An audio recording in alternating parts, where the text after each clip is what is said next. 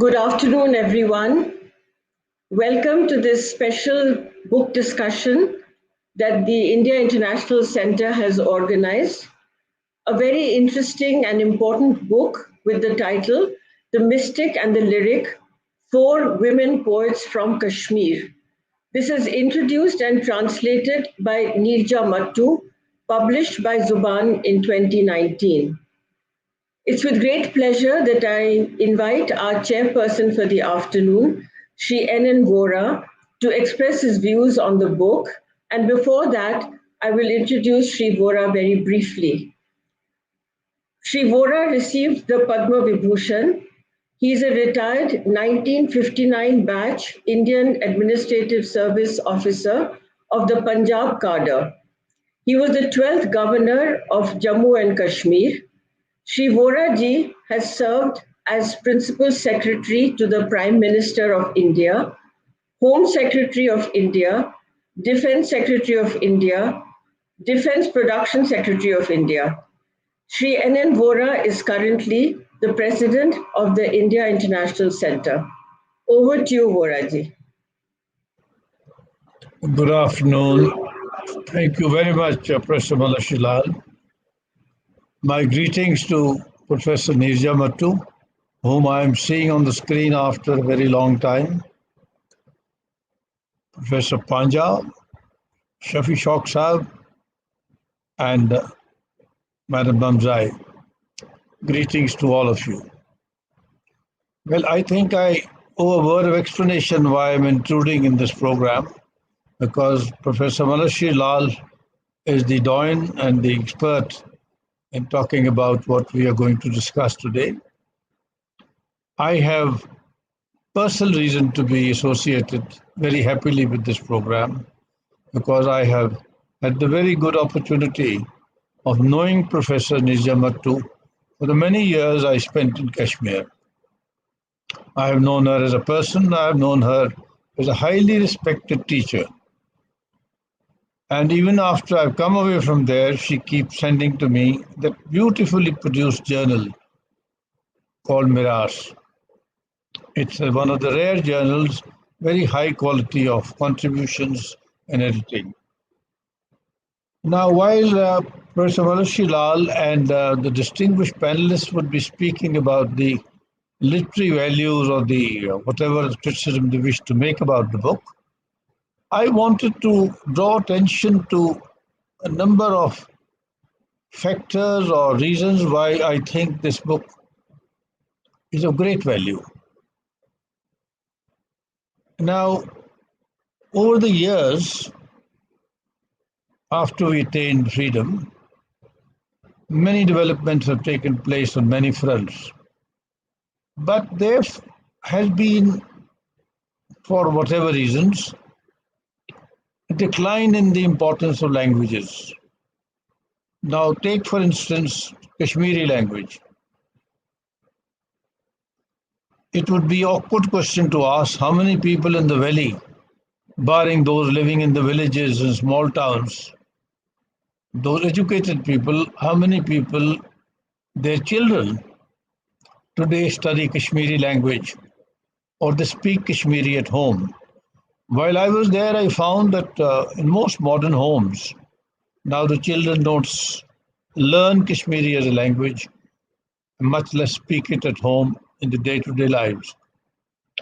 So this great effort that Professor Neerja Mattoo has made, she has exposed to us, introduced to us through great scholarship, very sensitive translation of four women poets spreading from the 14th to 18th centuries, who were relatively not very well known even in Kashmir except Lal Ded.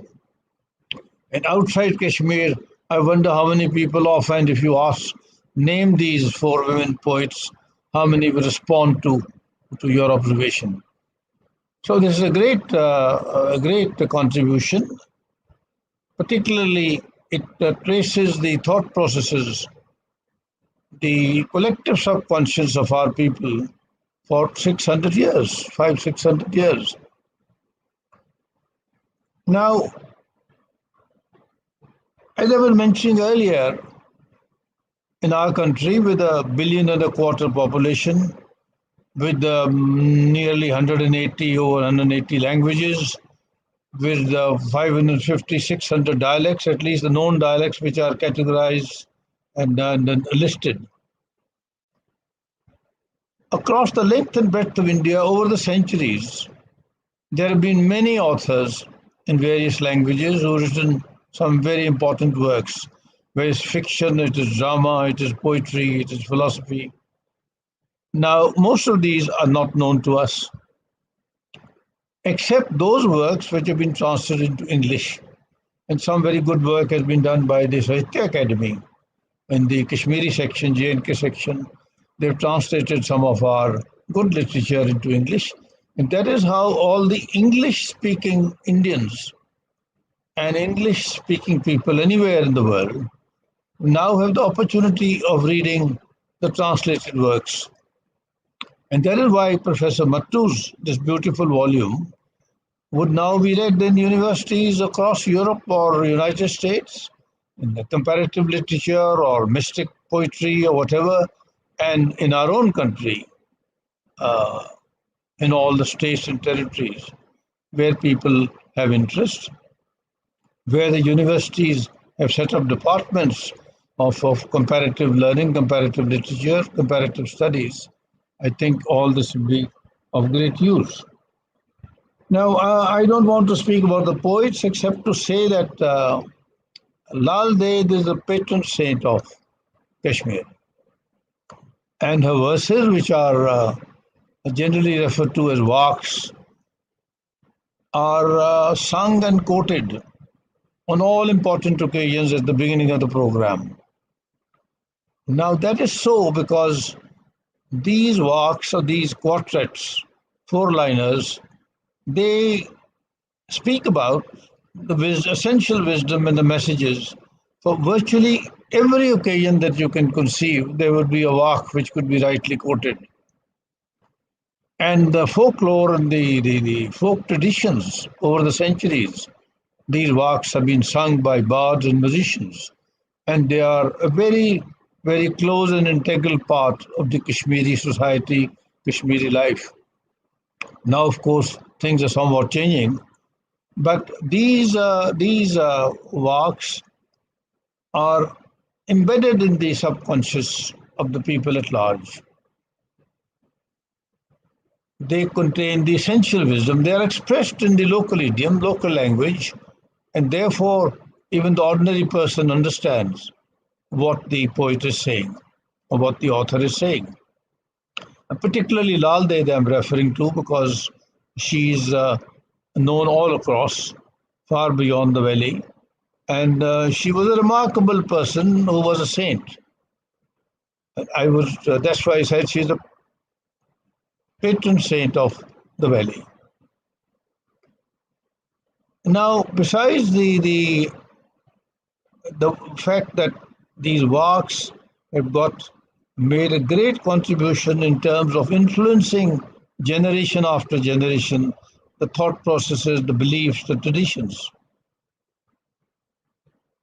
They have also influenced the ethical and moral codes of the Kashmiri people. And they are a part of that also. That's important. And there again, I would say that the collective subconscious of the Kashmiri is deeply influenced by the mystic works, mystic poetry, or particularly of Lal Ded, the others also to some extent. One other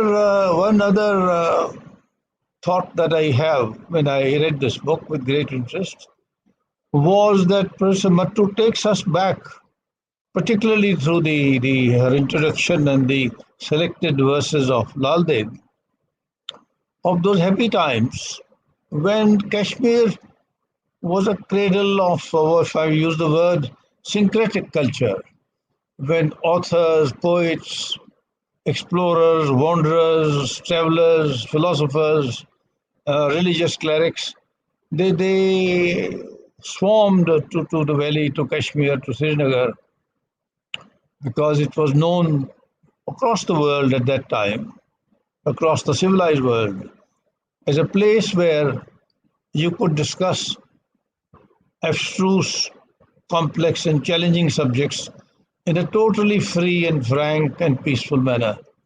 So we have great debates of those time between Muslim scholars, between great Sufis, between our rishis, and that takes me to another factor that these persons who were, in a manner of speaking, they didn't represent religion. They represented a certain species of spirituality. Now, wherever they meditated, wherever they had sat, wherever they had spent time, those places over the years have become shrines. And these various persons are referred to as rishis, not whether they are Kashmiri Pandits or Muslims, but as rishis, and worshipped as such, till today. I have myself been to several of these shrines, and whenever I went there, I found people from all across the country during the summer, particularly, who go there, visit there to pray, to ask for something from the Almighty. So these are places of great worship and reverence. And this correlates to what we have since done to ourselves, to the world around us. Where is the syncretic culture gone? Where is that Sufism gone? That Kashmiri Shaivism, bereft of idol worship, bereft of all the complexities of Brahmanical stranglehold on the caste system and so on, all that has been virtually subsumed into a very fine, a very elevated, a very sophisticated spiritualism which pervaded the valley at that time. But well, that's long since passed. So I would, Professor Malashri Lal, I would close by saying that the value of this book, which you would discuss, I value not in purely literary terms, which is enormous, because we have now brought four women poets, brought them into the world of English-knowing people, but for the fact its impact on civilization, impact on the moral and ethical codes, impact on our religious view of life, impact on virtually our very existence, our as entities, as human beings, which had enormous influence. So I would close there and once again take this opportunity to compliment and congratulate Professor Mattoo for the excellent work that she has done. Thank you very much, Professor Lal. Now over to you. Thank you very much, Vohra, for those very astute and very important pointers to the value of this book. Indeed, this idea of the syncretic culture that is represented in the book is what attracted me very much also. But given the other part of the title of the book and my own interest in women's writing, it brought to my mind certain queries as to where did the women feature in this syncretic tradition. And the dedication to this book that Neerja has written says it is dedicated to all the women of Kashmir who never lost their voice. Neerja, I think that's a very beautiful way to put it because, as Vohra Saab said, this links the past with the present. It's a reminder of the legacies that we ought to carry within us, of the Kashmir Shaivism, of the Sufi mysticism, of the lyric and the poetry that comes. But as our discussion progresses, it would be interesting to see that these four women poets, who almost all of them had rather problematic marital conditions, each one of them married young and for whatever reason walked out of the marriage or was forsaken in that marriage. And each one of them somehow overcame those obstacles, were educated, I wonder from what sources, but they're excellent writers. And the other thing that struck me about the voice of these women poets is that they took the very complex traditions of Kashmir Shaivism and Sufism and molded it to domestic metaphors, to folklore, to the everyday symbology of everyday action of women. And from that, they radiated outwards to create poetry which is deeply spiritual, touching, and mystical. So I look forward to Professor Neerja Mattoo's ways of explicating some of these issues in the book. And she may want to talk a little more about the excellent introduction, the subsections in the book. Just every page of it is such that I couldn't put it down once I started reading the book. So, warm congratulations. I will introduce Professor Neerja Mattoo and request her to speak about the book. So, Professor Mattoo taught English at the Government College for Women in Srinagar, from where she retired as the principal. She is a writer, translator, and apart from the contributions to anthologies and academic journals, she has 3 books of Kashmiri short stories in English that have been published and I know been received extremely well. These books are The Stranger Beside Me, Contemporary Kashmiri Short Stories, and Cut Stories from Kashmir. Dr. Neerja Mattoo was awarded the HRD Ministry Senior Fellowship to work on 4 Kashmiri women poets, and she's the chief editor of this extremely good quarterly journal called Miras, which is devoted to the furtherment of Kashmiri culture. So over to you, Professor Mattoo. I'm at a loss for words. I didn't imagine when this book came out that it would be received so warmly. And what Shri Vohra said is something which I can never forget, because he is himself a great scholar and he has read the book and he knows the whole Kashmir scenario very well, and his words of appreciation mean a lot to me. And thank you once again, Malashri, for being the moderator here, because you have also enjoyed the book, I can see, and also you have pointed out certain things which I need to elaborate upon. You see, when I started writing this book, before I even started writing this book, I was aware of these 4 women. They have been a part of my upbringing, because you see, the lyrical poets, their songs, their poems used to be sung by folk singers, sung by groups of women when they were celebrating some important festival, wedding or something. So I knew these songs as songs which were sung by people. And Lal Ded, of course, was a part of our domestic culture also, that her barks were quoted as proverbs at every occasion. And she was supposed to be, a great symbol of forbearance, tolerance, suffering, yet a tremendous sense of authority which she had. She didn't allow anyone to browbeat her. When people abused her or spat on her, she took it as a compliment, and she was not at all, intimidated by the great scholars of that time. She was a woman who could dare to question her teacher also if he didn't satisfy her queries.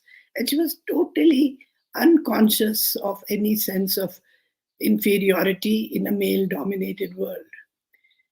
And what Malashri has noticed also, I'd like to talk about, her metaphors are all drawn from domesticity as well as the subaltern world. The weaver, the spinner, the potter, and the blacksmith, their work is acknowledged by her because she refers to them as her points of reference. And also, I have seen in her a tremendous sense of, what shall I say, agency. She is not intimidated, as I said just now, and she has overcome all kinds of obstacles that could be put in the way of a woman in the 14th century. She dared to have dialogues with people, and people of knowledge, people who could educate her philosophically. And she brought out these esoteric practices of Shaivism and Tantra out into the open, made it accessible to the common man because she used his language, which he could understand. And the remarkable thing is that over all these years, we have not lost any of these works, though some of them, of course, were carried forth in an oral tradition. but then they were recorded in Sharda, and then there were some European scholars, as you know, Grierson and others, they translated them into English. But I thought that a person who speaks Kashmiri, who knows Kashmiri as the mother tongue, is the person who should try and turn these works into English. And also, you see, give them the same rhythm, give them the same meter. You see, fortunately, her works are not rhymed. So rhyme was not a problem, but to give it the same length, the meter, because you see, they would carry that sonorous quality of her works. So that was something which I found challenging, but I thought that it had to be done. So she drew me to her. And then we come next to this other mystic poet, Rupa Bhavani. You see, her works were not accessible to the common man because they are steeped in deep Shaiv philosophy and the mystic practices she herself indulges in and which she would like people to know about. But her language is a bit of a problem because she doesn't write just simply in colloquial Kashmiri, but it's a very scholarly language. Lots of Sanskrit words, lots of Persian words. And she has no hesitation really in using Persian vocabulary also. This is also a remarkable thing for a person in the 17th century, you see, when Kashmir was ruled by Afghans. She has no complex about using them, talking to Sufi saints, everything. And I thought that this lady's thought processes are so deep and her poetry is so moving that people must know about it. So she had also walked out of a bad marriage, but then she traveled to different places and she didn't allow anything to inhibit her growth as a spiritual person and as a great poet, I call her. Then coming to the lyricists, you see, they actually they have articulated their suffering. And by doing that, they have given themselves again agency. They have denounced the person who is responsible for their misery. They have not hidden it. And both of them, Habba Khatun as well as Arnimal, are not shy of talking about the lot of a woman in those days. And I think that the very fact that they talk about it, they are not afraid, and they say it in explicit words. They talk about a touch of domestic violence also, everything without fear of, ostracization or whatever you might call it. And I think that is what makes them, see, this is a kind of proto-feminism, I find. And this was also something fascinating. So it was a big challenge. But then, thanks to that, see what sort of pushed me in this direction. Translation I had been doing for quite some time, even while I was a student. I translated a good Kashmiri short story, which was published in the Sahitya Academy anthology of contemporary short stories. And I received this scholarly sum of 100 rupees for that translation. But then, because of my teaching career, I sort of had no time for all this. But after the 90s, when things over here became so bad and hardly any teaching work was being done, that is when I turned my full attention to translating Kashmiri, these short stories. But then the visitorship which I got from the fellowship which I got from the Ministry of Human Resource Development, because the project, you see, which I submitted was these 4 women, because I tell you, they had the agency, they were pushing me in this direction. I think they took over. So I made that I sent them this proposal and they accepted it, but then I worked very slowly. But I must tell you once again here, I hope I'm not taking too much time. So I must tell you that they made the way so smooth for me. They were the ones, these 4 women, who drew me to people who would help in this direction. They drew me to one living Shaiv scholar, Prabha Devi ji of the Lakshmanji, Swami Lakshmanji Ashram, who is, I think, the last practitioner of Shaivism. And she explained many of these concepts which I was unfamiliar with. So I'm telling you that these are the ladies who drew me there. And then I found this great German scholar, Bettina Bäumer, who took one look at one or two works of Rupa Bhavani, and she was so excited. She came all the way, spent 2 days here in Srinagar, going over all my translations, and also explaining some of these very subtle, esoteric concepts like Sahaj and others, which I had not experienced myself. And not only did she explain them to me, but she said that certain concepts need more explanation. So she she sent me a set of notes for this.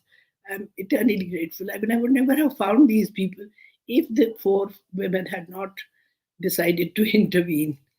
And then you see, what happened was this: while I was working like this, the Arshia Sattar of this Sangam thing in Bangalore, she came visiting Kashmir, and when she saw my translation, she said, "This has to be published."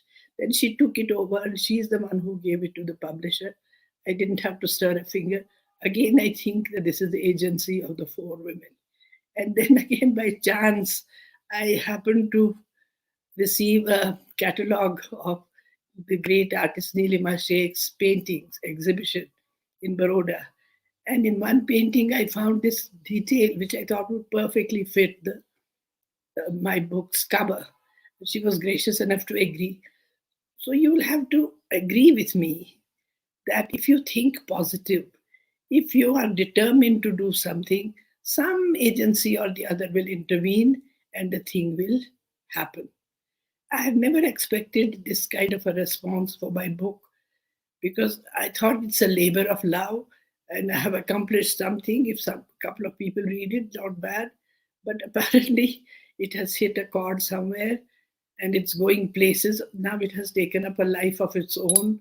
And I'm grateful to IIC and Shri Vohra for arranging this session, which has really given it so much dignity and so much importance, and overwhelmed by the words of Shri and Vohra, because I find he's a scholar statesman in the true sense of the term.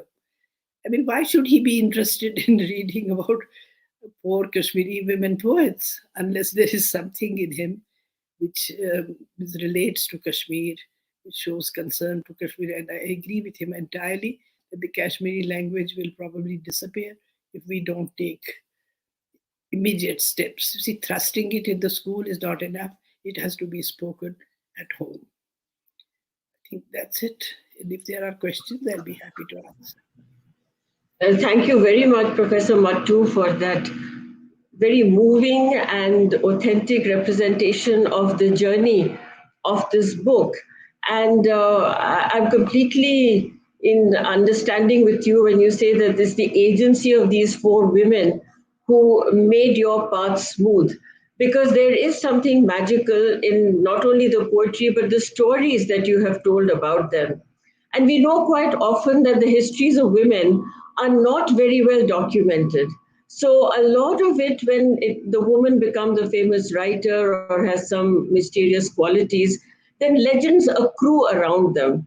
Talking of metaphors and domesticity and the remarkable ability with which you have made that transfer from the Kashmiri language to English, I'm reminded of some metaphors which come more than once, which is of the spinning wheel and weaving. And that is so typical to Kashmir and to the women's lives.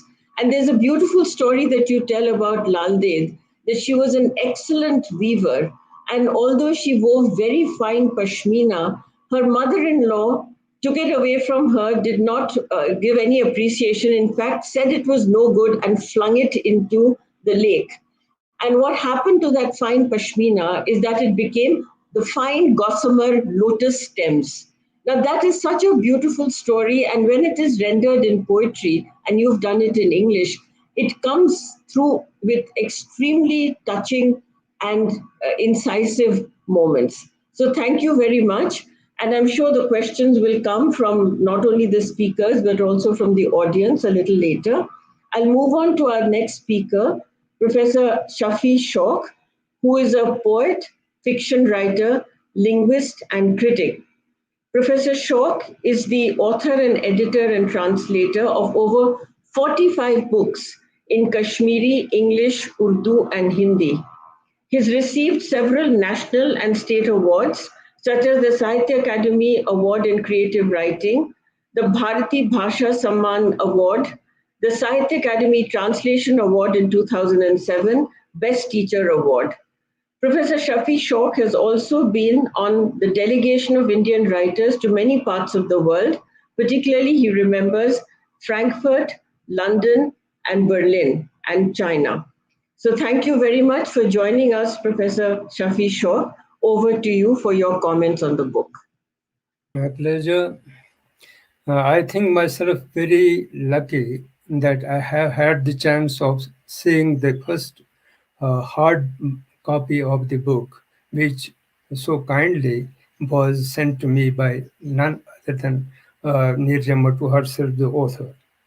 Then I had the privilege of reviewing it, but I reviewed it as under the title Four Women and Five Eras, because I included Neerja Mattoo herself into this group of women.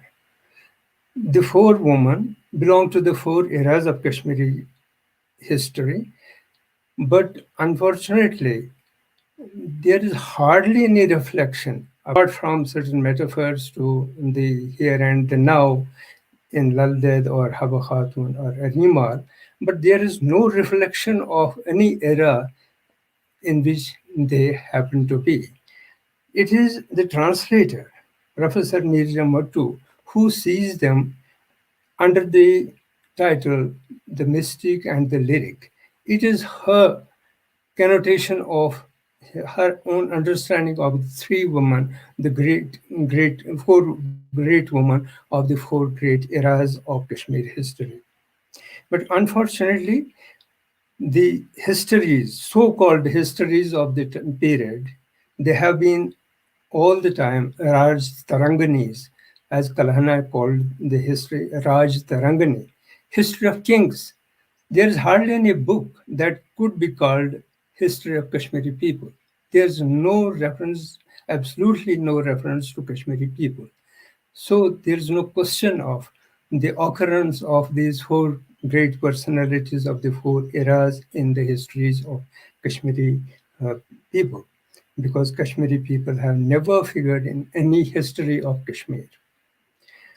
It was luckily Lal Ded herself, and Kashmiri language has the privilege of getting literature initiated by a great lady like Lal Ded. She alone has been referred to by her own contemporary, great poet himself, Nundarishi. Tas Padman Poricha Lale, Time Gale Gale, Amrit Chow, Swasun, Avatar Lale, Netut Varditam Devo. Meaning that Lala Padmanpur was a great saint. She was a great seer, bearing always her God in her bosom. O God, give such attributes to me as well.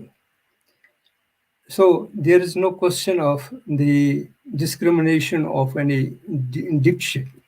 It was the only diction available to the poets. It was highly Sanskritized, and that was the common speech of the time. Nandrishi as well as Lal Ded have used the same diction, the same vocabulary.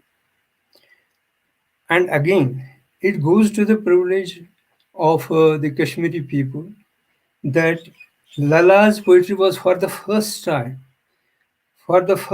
retrieved from the oral tradition by a great Kashmiri saint. His name was Mir Abdullah Baihaqi. His manuscript is with us.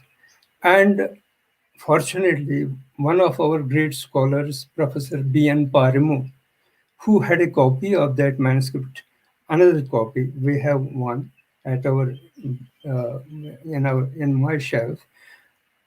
So it was preserved by a great scholar, Mir Abdullah Baihaqi. Bhaskar Razdan came later in the 19th century.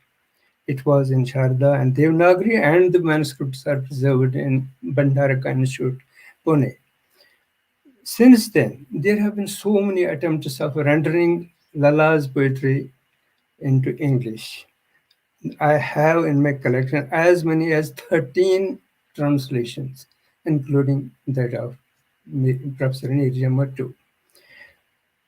Now, the importance that this book of Professor Neerja Mattoo bears is that she has chosen the four women on the basis of their mysticism and lyricism, which cannot be isolated from each other, because lyricism has been the medium of mysticism, and mysticism is the stuff of lyricism in all the four women, because they couldn't speak of themselves, but they had to speak of the other. The times determined this kind of escape from the self. The importance again lies in the very translation of the book, because Habba Khatun, for instance, Professor Neerja Mattoo, so far as I know, she hardly has any ideas to communicate. She is pure lyricism, pure poetry, pure melody. But Professor Neerja Mattoo has very efficiently seen certain mystic aspects which she shares with the other mystic poets, particularly Rupa Bhavani. Lal Ded and Rupa Bhavani have the same metaphor, the same diction. They followed a certain prescribed norm because it is classical poetry, and classicism always follows the norm, follows the model. Rupa Bhavani followed the model of Lal Ded, and Lal Ded followed the model of the philosophers of Pratibhajiya school. So that running stream is there, always there, that combines them together. Only Habba Khatun was a great rebel. We can call her rebel, because every line, every word she has used is from the very language that common people of the rural areas spoke. And it spoke of women's self. She spoke of women's freedom in terms of aesthetics, in terms of ethics, in terms of religion. Everywhere she is a rebel. But the translation of the four women by a fifth great eminent woman, Neerja Mattoo herself, very poetic in rendering the four poets. Because she has produced a substitute of the poetic medium of the four women of great independent calibers. So this book is a great contribution to the mysticism of Kashmir, lyricism of Kashmir, and she has preserved for the successive coming generations, the generation. I don't know whether there will be any reader again for Kashmiri lit, but she has preserved them for the coming generations. And that is why in my review, I have titled my review as Four Women and Five Eras, because it is every good writer, every genuine writer is a representation of her times. Thank you. Thank you very much, Professor Shauq, for the very insightful and insider view that you've given us of the Kashmiri language, and Neerja ji's great contribution to putting it into English translation. Since you mentioned Habba Khatun and Neerja Mattoo's very powerful rendering of that in English, may I just present to everybody just 4 lines from Neerja's translation of one of Habba Khatun's poems. The world is nothing but misery, O Maina. Nothing will last, not even a memory, Maina. The world's a miserable place. Nothing will last, not a memory. So that's the lyricism, as Professor Shauq was saying, comes through despite the difference in the registers of one language and another.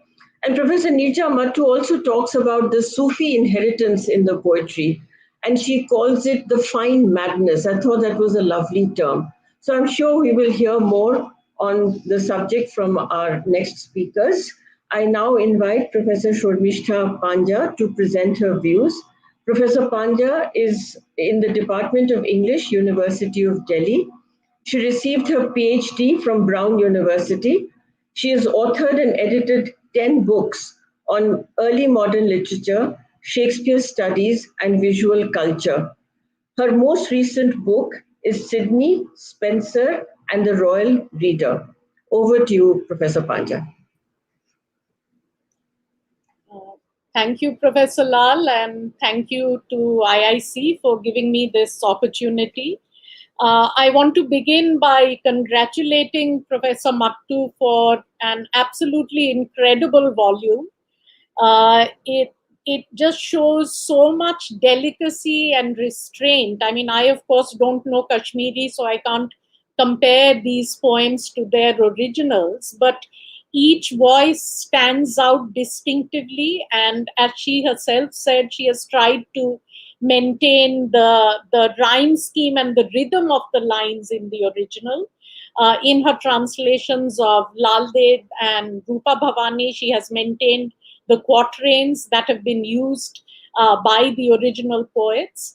And the book is beautifully planned. We have a general introduction introducing us to these four figures, as well as specific introductions before each poet. And in addition to the English translations, we also have the Kashmiri original written in, in the English alphabet. So thank you so much, Professor Mattoo, for this labor of love. And I would like to say that in addition to the departments of literature and comparative literature that Professor Vohra ji mentioned, this would be an extremely welcome addition to women's studies programs all over the world. You know, there are departments and programs, and I was just looking at Tharu and Lalita's collection, Women Writing in India, and not one of these poets is represented there. So, Professor Mattoo, you've made an invaluable contribution to writings by women, and poetry is always so difficult to translate, and you have done it with such finesse. These are poets who not only use a particular type of language, but the depth of the thought is very, very difficult to capture in words. Be it Sufism, be it mysticism, be it Shaivism, be it a syncretic mixture of all these different strains. And Professor Mattoo, you've really done it with surpassing skill. I would like to share some of the translations with you as I talk about this collection. Lal Ded is a 14th century poet, and she uses very simple verse, very homespun domestic metaphors. She writes in the 4-line quatrains, but she manages to combine in these simple metaphors tenets of Sufism and Shaivism. And she is, I guess, then one of the first female voices of this syncretic culture, which was there in Kashmir in 14th century and unfortunately now has died out all over the world. She says, and she has this very distinctive voice, you know, it's almost like in some of the lines, she's scolding us for not understanding what she said. She says, preaching to a fool is pelting marbles at a rock, fruitless as feeding jaggery to a bull. Or she will say, the bellows I pressed muffled its breath, the lamp lit, in its radiance I stood revealed. I let the inner light burst out into the open, caught hold of him and would not let go. You know, like John Donne, she's combining the language of a sort of carnal devotion, almost like two lovers meeting at night, having a tryst in the dark, with this enormously mystical sort of revelation where she seems to be grasping a spirit and refusing to let it go, imbibing it. Another Vak says, royal fly whisk, sunshade, chariot throne, gaiety, joys of theatre, bed of softest down. Which of these do you think will last? How will you conquer the fear of death? And her quest is obviously not an easy one. We can tell from some of her lines about the trials that she has undergone. I, Lal, set out hoping to bloom like a cotton flower, but was beaten and trampled by Jinnah and Kada, shredded and spun into so fine a yarn, hung and hit by the weaver on his loom, thrashed and kneaded on the washerman's stone, pasted and plastered with soap and earth, till the tailor's skillful scissors shaped my limbs, and I found my place in the highest abode. We can see from these, homespun images of a washerman flinging clothes against a stone in order to clean them, why her poems have survived to this day, why they've become a part of Kashmiri everyday life, why they're almost treated like proverbs. Now, the next poet is very different from Lal Ded, Habba Khatun of the 16th century, who was a Muslim poet writing in Mughal India, who quotes the Quran, but who really loves, I think, above all, the Kashmiri landscape. All her poems are suffused, and she's a great, wonderful, ringing extrovert voice. All her poems are suffused with the beauty of the Kashmiri landscape. She talks about honeysuckle, she talks about dandelion leaf, she talks about basil leaves. Some of her verse is confessional and autobiographical. She was married to an unlettered man, and she says, very frankly, I'm not happy in my in-laws' home. Oh, parents mine, help me find a way. They sent me out to fetch some water, but parents mine, the pot, it broke. You must buy me a new one or pay its price, oh parents mine. And in another poem, I came to my parents' home thinking it was my right. But brother's wife, she pierced me with her barbed words. Why did I not die the day I was born? Look where I have come as a bride. So the contrast between all the hopes, very cherished hopes that a young bride might bring, and being greeted with this indifference, this sarcasm, this cruelty, verbal cruelty on the part of the other women relatives. It's very interesting that there seems to be no female solidarity in this household. And very clearly, Habba Khatun wants to express a carnal, physical love that is rooted in the body. A smoldering fire consumes myself. Let no one lose one's beloved in youth. Garlands of jasmine I weave for you. Come, my love, revel in my pomegranate buds. The lilacs are all in bloom. Did news of my plight not reach you? My summer is slowly waning, its flowers fade away. Bulbul, find a reason to come to me. Come, my love, revel in the blooms. My body's a honeysuckle in full bloom, but the weight of love is too much to bear. Habba only tells what she has known. Wake, my jewel, wake from your sleep. Arnimal, an 18th century poet, as Professor Mattoo points out, has quite a bit in common with Habba Khatun. She too writes about love. Although she is a Kashmiri Pandit, unlike the Muslim Habba, and she lives in a Kashmir that is ruled by the Pathans, and she mentions Krishna. She says, like Mirabai, like blue Krishna, he left me to shame from scorched and scarred by cruel mouths. Can no one carry a whisper, tell him of my plight?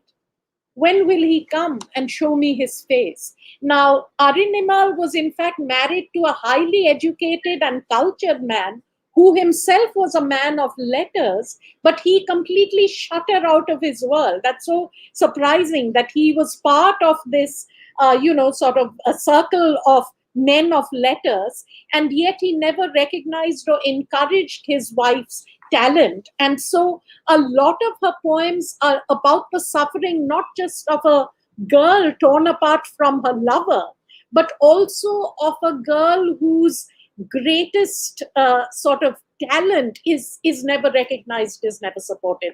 This wish to write poetry, nobody senses it, nobody wants to hear her verse. She suffers complete neglect. And the irony, as Professor Mattoo points out, is that her husband's Persian book, Behri Tawil, lies forgotten in an archive, whereas her verses still live on. I quote, "The jewels of my eyes are lay at your feet. Come, stay with me, beloved mine, my childhood friend.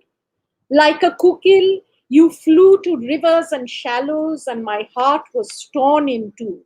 Deceived by calls that were not yours, come, stay with me, beloved mine, my childhood friend." Or in another poem, she mourns, "Will you never return to me? I was once a wreath of jasmine. I've withered now to a blade of grass. Let me wear your footprint like a crown."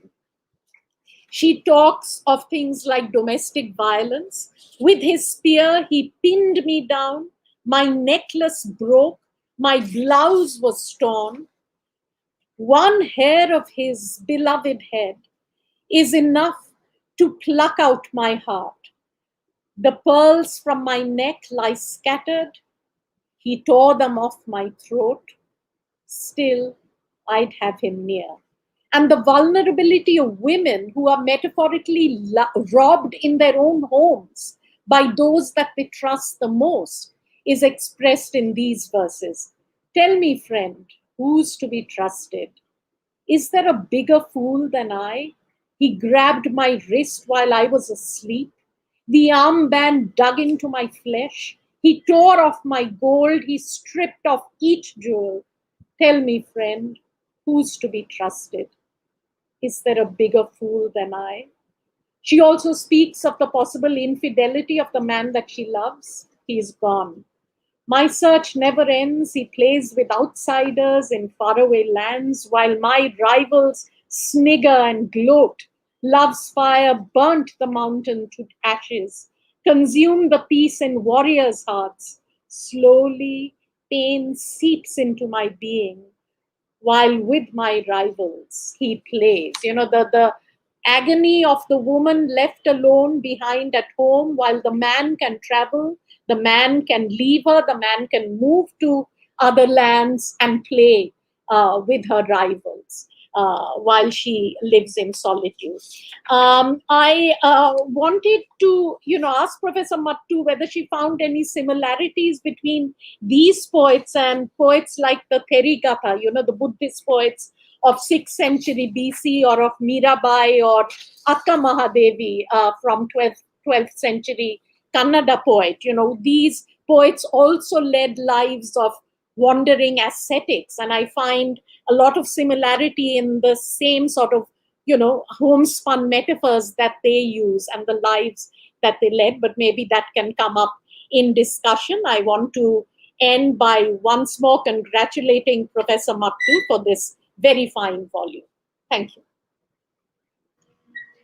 Thank you very much, Professor Panja. And I completely see your point that this is a book that would be valuable not just for the general reader, but for university syllabi, and especially the culture departments and the women's studies.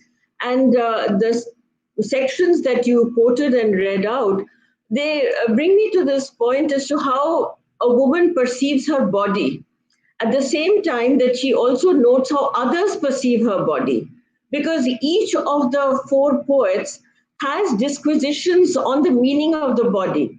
With Lal Ded, there are stories that she walked out of the home unclothed, and when she was asked as to whether she was not embarrassed showing her body to all the men around, she's reputed to have turned around and said, "Where are the men?"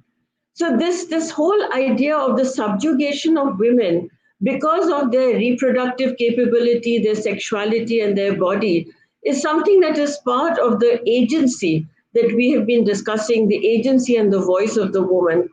And to just pick up a few more lines from where Professor Panja left off, and to bolster that point, here is Rupa Bhavani. And it comes very close to that idea of the fine madness of the Sufi dervish, as Neerja Mattoo mentioned. And here are 4 lines. The body is bliss, a river of wine. The cups of these eyes are open, O Saki. Come and fill them to the brim, do. Hoo, ha, I cry in ecstasy, madness in my heart. So these are women who see the mysticism through the experience of the woman and through the experience of the body, whether it is through the loss of a beloved or the longing for a divine entity, or by just understanding what is happening to herself as a woman. So thank you very much. We'll move on to the next speaker, the final speaker, Ms. Kaveri Bamzai. She's an independent journalist with more than 30 years at India Today, the Indian Express, and the Times of India. She was the first and so far only woman editor of India Today, where she was employed till January 2019. Over to you, Kaveri Bamzai, for your views on the book. Thank you so much. Yeah, thank you so much. Of course, first I have to preface my a few points that I want to make by a personal note. Professor Mattoo has taught 4 women from my family at the Government Women's College. She taught them English. She taught my mother and 3 of my aunts. And I carry their greetings to her, and I know how deeply she influenced them. They still talk about her today. So they talk about, what she taught them, how she taught them. And if I may take the liberty of just presenting a picture, a photograph that one of my aunts sent me, which she still kept in her archives. And it shows a very young Professor Mattoo and a very young aunt of mine at one of their college fairs. If I may just seek your indulgence. Here it is. I don't know if you can see it, but it shows them at a college fair, and my aunt was very excited when she sent this to me. So, but of course, that's personal. She also, her family and my family were also neighbors at Exchange Road in Srinagar, so I carry that memory as well. All this, of course, has been told to me, so it's very much in the oral tradition that, is so much part of our culture. I just wanted to make a few points.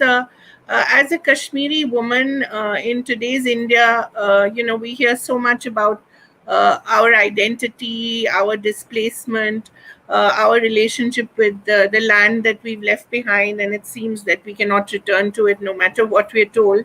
So I wanted to ask Professor Mattoo, what kind of relationship does she see with this history that we carry, that not all of us know about, unfortunately.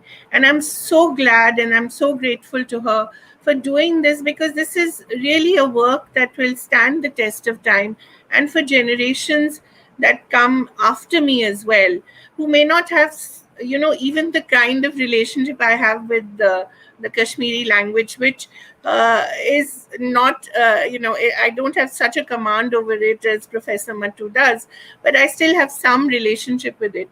I wonder what will happen to generations where they have no relationship with the language at all. So I think Professor Mattoo's work is so important in the construction of our identity, in the construction of the Kashmiri Kashmiri Pandit woman identity. I think that's very important. And I wanted to ask her how she perceives this this identity with this, with this inheritance of these powerful words. When you read these words, they even the domestic idiom that both Professor Lal and Professor Panja have pointed out, even something as simple as the milking of the wooden cow, when that is talked of. I mean, it is such a powerful comment on so much that's happening in society now, or the spinning of the yarn, or the food, the jaggery, the feeding of the jaggery that sorry, can you see me? The feeding of the jaggery to the bull, that these idioms are so powerful. And it tells us what we can do with whatever tools we have, and it tells us how much how much these words are part of this identity and what we can do with them. So just to go over some of the points that I thought were significant about the four women poets. I thought for Lal Ded, the most important point was this new idea we have of this high culture and low culture. And, there are some things that men do and some things that women do better. And her complete destruction of that, that artificial boundary. And I think the democratization of literature, the democratization of religion, something that Mirabai does later as well. And I wonder, in the ways ideas used to travel earlier, how much of Lal Ded must have influenced Mirabai, who came later. So this is just an idea, just a thought, because it's very much the same kind of relationship that she has with her God. Then I thought with Habba Khatun, the fear that powerful women, they inspire in men. The branding of the powerful woman as the witch, because it's so easy to do that. That, of course, is a tradition as old as time, I think. In Rupa Bhavani, the most important thing that struck me, apart from her words, of course, is the relationship with the father. And I think that's a very interesting thing that continues with the Kashmiri woman of today. Professor Mattoo talks about how Kashmiri women are not necessarily, they don't necessarily strike against patriarchy. And I was wondering if that idea could also be developed a little and tell us really what their relationship to patriarchy is, because I've often felt very conflicted on this count as well. And I've often felt that the generation, the generation that my mother belongs to, for instance, that Professor Mattoo taught, were such bright and, women with so much agency, but they could never fulfill it. And I thought that was very sad. And did it have something to do with the fact that, there was this acceptance of patriarchy, in a sense, disguised by love, which sort of they allowed them to submit to their fate in a way. But that's a very, that's something that I think should be explored. And for Arnimal, really, the most powerful thing, and it's really, I found her to be the greatest discovery, because I really didn't know much about her at all. I knew something about the other three, was the way she describes domestic violence. I mean, I think even if you read modern accounts, you will not get such a sense of such a visceral sense of how it feels to be violated. And she does it with so much elegance, but with also so much power and feeling, that it really feels as if someone is speaking to you of it, of it as it happened. So I think that again was something quite stirring for me. But all in all, I would agree with both Professor Panja and Professor Lal, that this is something that is not just restricted to departments of literature, but it has to really, this book has to travel beyond that. And I think it'll have to travel to sociological studies, to women's studies, to the study of Kashmir, to the study of what has happened and what will happen, to the study of Kashmiri Pandits, to the study of what Shaivism means, Sufism means, what the whole syncretic culture that we speak so much about when we speak about Kashmir, what it means to that. And I think most of all, and I think this for me, as a, I would not call myself young, but as a relatively younger Kashmiri woman, I think for me this is obviously something that we've been carrying in our collective consciousness, but we have not been able to articulate.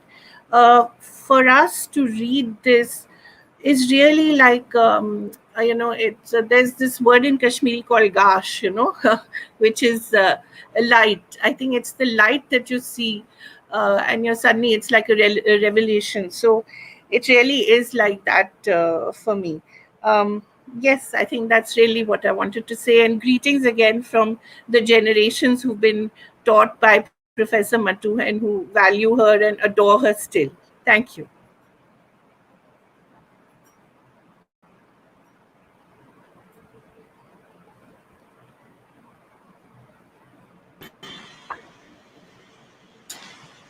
There seems to be bandwidth issue at Malashri ma'am's end. Okay. Yeah.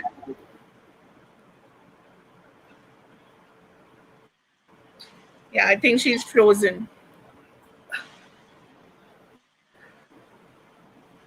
Professor Mattoo, would you like to please answer for a few of the questions which have been posted to you from the speakers?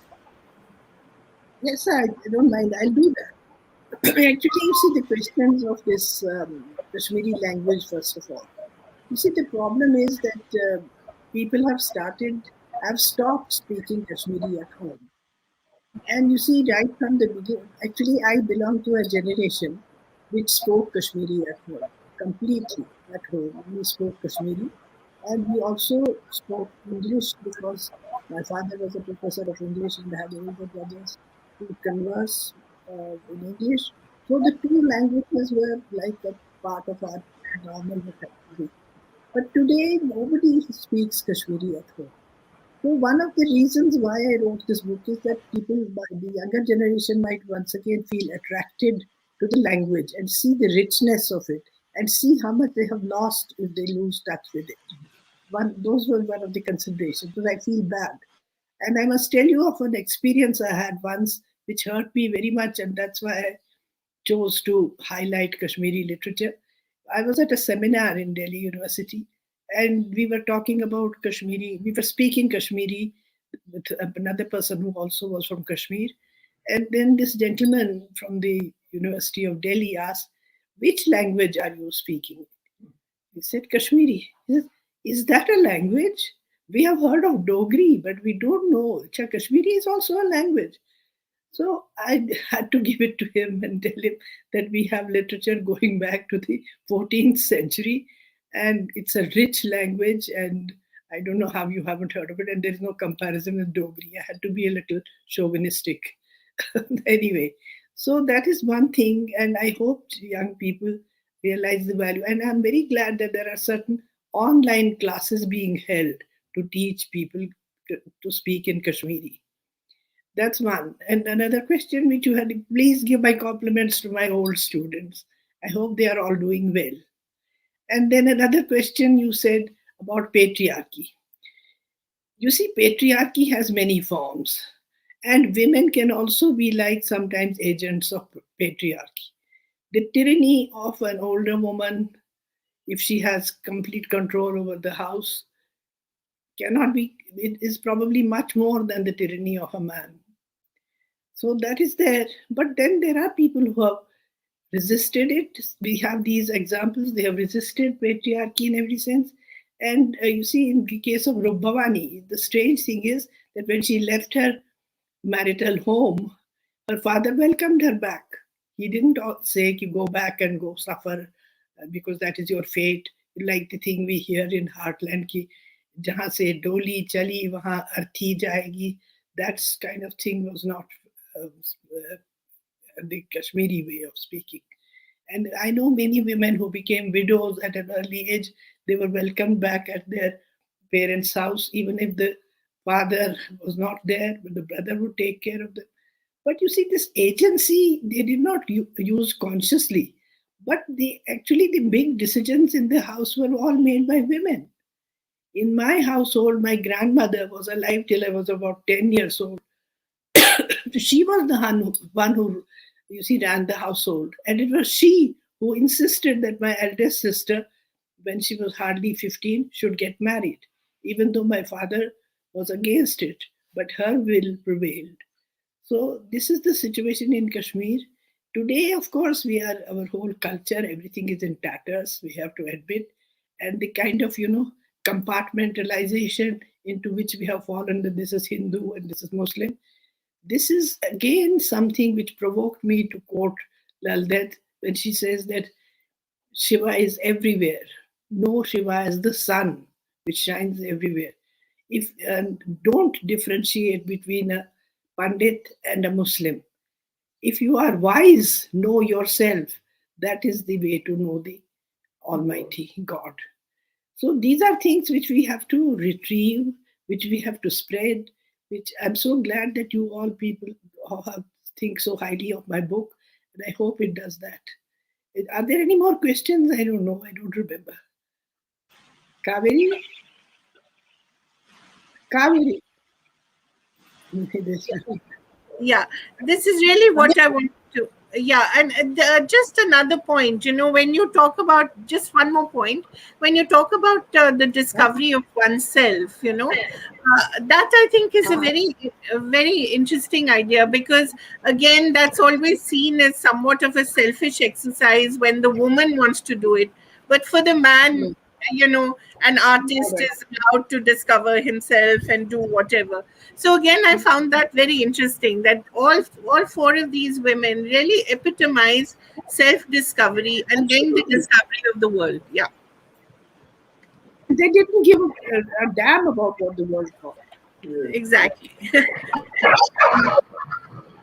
Shauq sir, would you like to say something? Yes, Shauq sir. More point, I feel jammed to interrupt in what Professor Vohra Sahab and Professor Neerja Mattoo and Ms. Bamzai have produced a very grim picture of Kashmiri language. That's not a fact.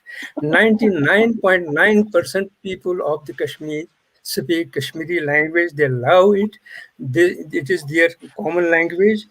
But people like us who are call ourselves academicians or linguistic activists are having contact with a very microscopic section of our society who take pleasure in mimicking the Bollywood and some film stars and certain politicians. Otherwise, 99.9% still speak Kashmiri language. They love it. And I have been teaching Kashmiri for the last 35 years. And it is, I know it for certain, that it is being taught in all the colleges as a compulsory subject, in all the schools, in all the higher secondary schools, and books sell well. My dictionary, which costs more than 1,500 rupees, comprises 2,000 pages. It is the third edition in third consecutive years that it is being loved by people. Now, what else do we want? We can't say it should replace English or Urdu or Hindi. It can't. It is a regional language and people love it. These are very cheering words. Professor Malashri Lal, you're back. You can hear. Professor Shauq. Hello. Language that we are going to do. Hello. There are a few questions. Present them.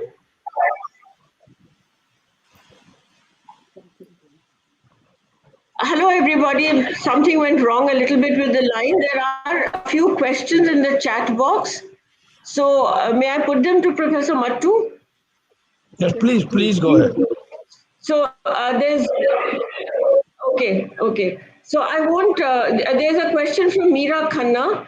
What a lovely peep into your book. It is interesting to see that these four women poets were also feminists at a time when women were confined by the stereotypes of patriarchy.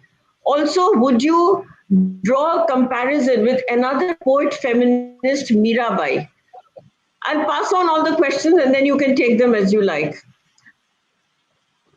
Question.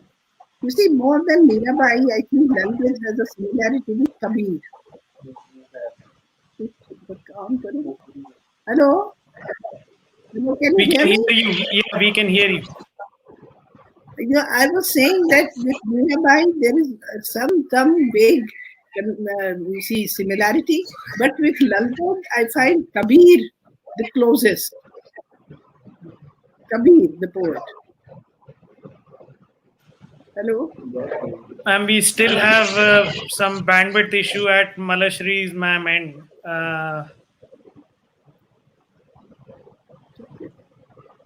Yes, Professor Shormishtha, please.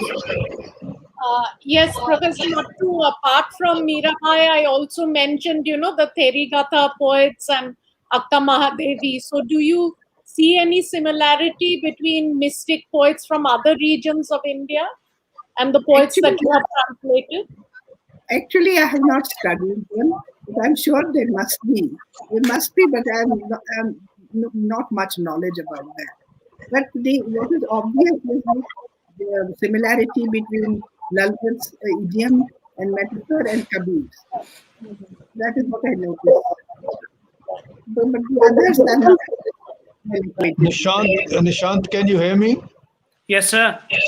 Now, Professor Lal is no longer going to be active on the scene. Yes, sir, she's trying to connect, but her bandwidth is not supporting it. Right. Then are there any questions?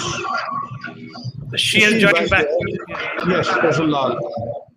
I'm sorry for the line going wrong, but there were those few questions from Professor Mattoo, and after that I would request the chairperson, Shri Vohra ji, to say a few words as concluding remarks. Hello? Are there any questions, Professor Lal? Any There are questions? just two. Yeah, there's a question from Jyoti Singh.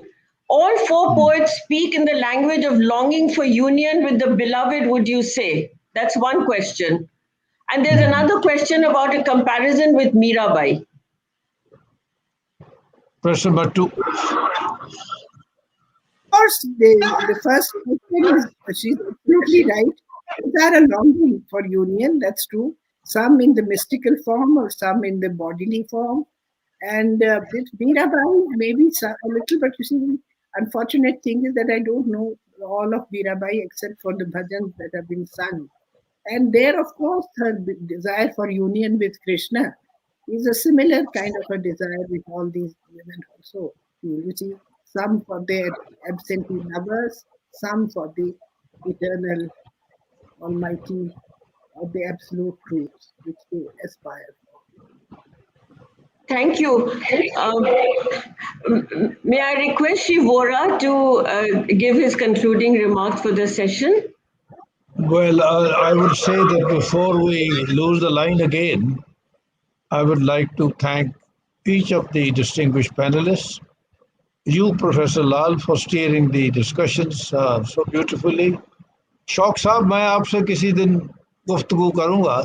ये जो आपने अभी फरमाया कश्मीरी के बारे, मैं कहता हूँ दिल्ली में कितने कश्मीरी हैं जो अभी तक कश्मीरी बोलते हैं, जिनके बच्चे कश्मीरी बोलते हैं. जम्मू में जो आ गए कश्मीरी, वो उनके बच्चे कश्मीरी नहीं जानते. So I would say generally, while the valley Kashmiri may still be spoken everywhere, as a language we are losing it. People talk so much of Dogri and its schedule and so on. Dogri also is not being read, and it may be spoken as a spoken language, but there is a loss of languages. But to come back to this book and to wind up the discussion, I would say, as some of the distinguished panelists have also said, that this book that Professor Mattoo has written is not only valuable in terms of introducing four women poets, three Kashmiri Pandits and one Muslim, and two of them in the Romantic school and two in the Mystic school, but to produce in the realm of literature a volume which can be now studied, as has been said a little while earlier, from the sociological point of view, from the gender point of view, from the religious point of view, from freedom of speech point of view, our family traditions point of view. And I think Professor Panja said this could be a very valuable volume in terms of study of comparative literature, not only within India but outside India. It's in English and therefore readily is an international language, very well introduced, very well written, sensitively rendered. So with these remarks, I would like to once again thank Professor Mattoo, Professor Lal and all the distinguished panelists, and I hope we'll meet again. Thank you very much. Thank you very much. Bringing us to the end of the session. Thank you, Shri Vohra, for your wonderful and comprehensive.